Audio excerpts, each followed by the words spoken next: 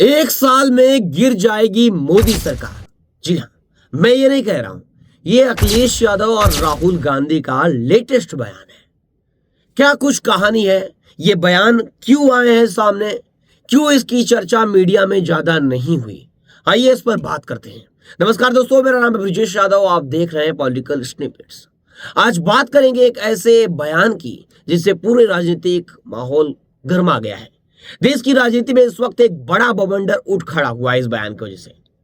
पहले तो कांग्रेस नेता राहुल गांधी ने बम फोड़ा, कहा कि अगले एक साल के अंदर मोदी सरकार गिर जाएगी। और अब इस बयान के बाद समाजवादी पार्टी के मुखिया अखिलेश यादव ने उस बम पर एक और फ्यूज लगा दिया। कहा कि यूपी में समाजवादी सरकार बनते ही दिल्ली गिर जाएगी, यानी बीजेपी की सरकार दिल्ली से भी गिर जाएगी। तो क्या सच में विपक्ष के पास कोई मास्टर प्लान है? क्या सच में एक साल में मोदी सरकार खतरे में है? आइए समझते हैं पूरा खेल क्या है। राहुल गांधी का बयान, अखिलेश यादव का समर्थन। दोस्तों, यह सब शुरू हुआ है कांग्रेस की एक प्राइवेट मीटिंग से। राहुल गांधी ने अल्पसंख्यक सलाहकार समिति की बैठक में कथित तौर पर कहा कि अगले एक साल के अंदर प्रधानमंत्री नरेंद्र मोदी की विदाई तय है। यह बयान लीक हुआ और पूरे देश की राजनीति में भूचाल आ गया।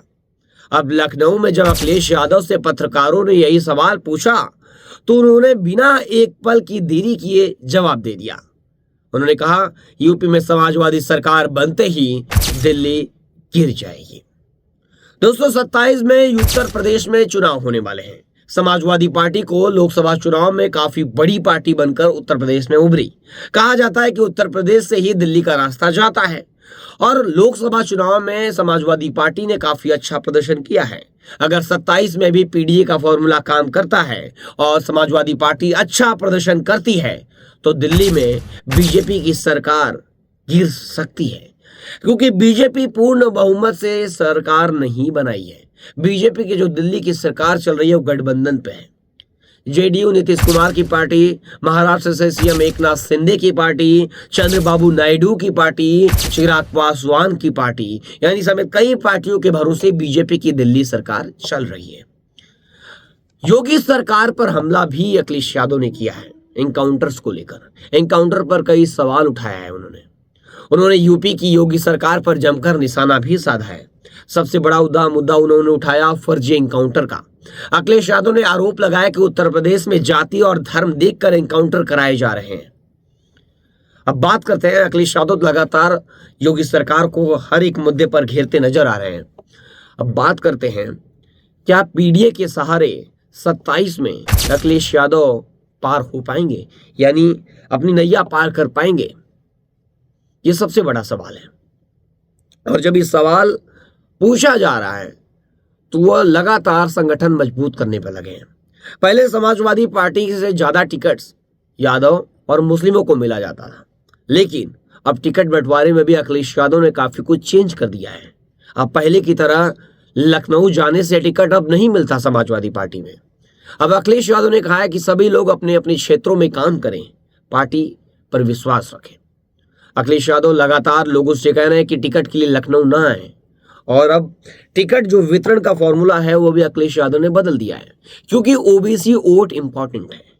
ओबीसी वोट सिर्फ यादव के भरोसे समाजवादी पार्टी नैया पार नहीं कर सकती।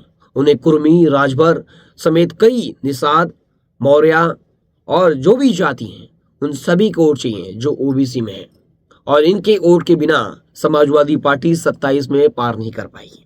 वहीं बीजेपी ने कुर्मी यानी कुर्मी समाज के एक व्यक्ति को अपना अध्यक्ष बना दिया कुर्मी वोट बटोरने के लिए। वहीं पर केशव प्रसाद मौर्य उनके डिप्टी सीएम है। उसके बाद राजभर वोट के लिए ओम प्रकाश राजभर को बीजेपी अपने पास रखी है। निषाद वोट के लिए संजय निषाद को अपने पास रखी है। यहीं पर समाजवादी पार्टी को अब महंगाई, बिजली गुल और जो बढ़ती महंगाई, पेट्रोल डीजल की क्राइसिस, इन सभी मुद्दों पर बीजेपी को घेरना होगा। बेरोजगारी का मुद्दा उठाना होगा, क्योंकि सभी जाति के लोग इन चीजों से परेशान हैं। क्योंकि हर लोगों के घर में सबसे बड़ा सवाल यही है महंगाई का। क्या लोग इस बार भी जातियों में बटेंगे? क्या लोग हिंदुत्व की राह पर वोट देंगे, हिंदुत्व की मुद्दे पर वोट देंगे? 27 का इलेक्शन काफी कुछ तय करने वाला है, क्योंकि महंगाई चरम पर है। प्रधानमंत्री नरेंद्र मोदी खुद कह चुके हैं कि इस साल सोना ना खरीदें, और उसके बाद पेट्रोल डीजल बचाने की अपील करें। लोग, नेता साइकिलों पर चलने को मजबूर हो गए। क्या 27 में होने वाला चुनाव एक निर्णायक भूमिका निभाएगा? क्योंकि बिहार में आरजेडी हार गई, प्रशांत किशोर नई पार्टी बनाई, वो हार गए। बंगाल में 15 सालों का शासन करने वाली ममता, वो भी चुनाव हार गई हैं। बीजेपी का मनोबल बढ़ा हुआ है। क्या बीजेपी हैट्रिक यूपी में लगा पाएगी? 2012 में अखिलेश यादव की सरकार आने के बाद 2017 तक चली, लेकिन उसके बाद से योगी राज कायम है यूपी में। उत्तर प्रदेश में योगी आदित्यनाथ की सरकार 2017 से 2022 तक चली, एक टर्म। 2022 से 2027 तक चलेगी, यानी दूसरा टर्म। अब तीसरे टर्म की तैयारी बीजेपी कर रही है।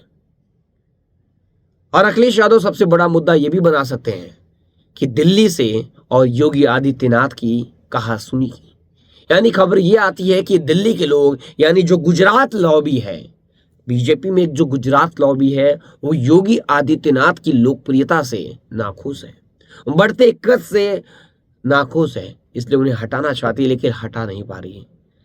कहीं बीजेपी में यह अंदरूनी कलह कहीं विपक्ष यानी समाजवादी पार्टी को फायदा ना पहुंचा दे। सबसे बड़ा सवाल यह है कि समाजवादी पार्टी या अखिलेश यादव, केजरीवाल और ममता बनर्जी को उत्तर प्रदेश चुनाव में उतार पाएंगे? क्या इंडिया गठबंधन को एक रख पाएंगे?